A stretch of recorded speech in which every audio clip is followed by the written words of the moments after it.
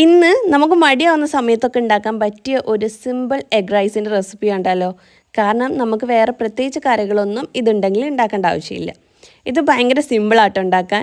ഒരു പാനിൽ വെളിച്ചെണ്ണ ഒഴിച്ചിട്ട് ചൂടാകുന്ന സമയത്ത് കടുകും വറ്റൽമുളകും ഇട്ട് കൊടുക്കുക. ഇതിലേക്ക് കുനുകുനാ ചോപ്പ് ചെയ്തിട്ടുള്ള സവാള കൂടെ ആഡ് ചെയ്ത് കൊടുക്കണേ. എന്നിട്ട് നല്ലപോലെ സോട്ട് ചെയ്യുക. എന്നിട്ട് നമുക്കിനി കുറച്ച് മസാലകൾ ആഡ് ചെയ്യണം. മുളക് പൊടി, മഞ്ഞൾപ്പൊടി, മല്ലിപ്പൊടി, ഗരം മസാലപ്പൊടി ആൻഡ് ഉപ്പ്. ഇതൊക്കെ ഇട്ട് നല്ലപോലെ വഴറ്റി വരുന്ന സമയത്ത് നമ്മൾ ഒരു കുഞ്ഞി തക്കാളി കൂടെ ആഡ് ചെയ്യണം. തക്കാളിൻ്റെ കൂടെ തന്നെ ജിഞ്ചർ ഗാർലിക് പേസ്റ്റും കറിവേപ്പിലയും ഇട്ട് കൊടുക്കുക.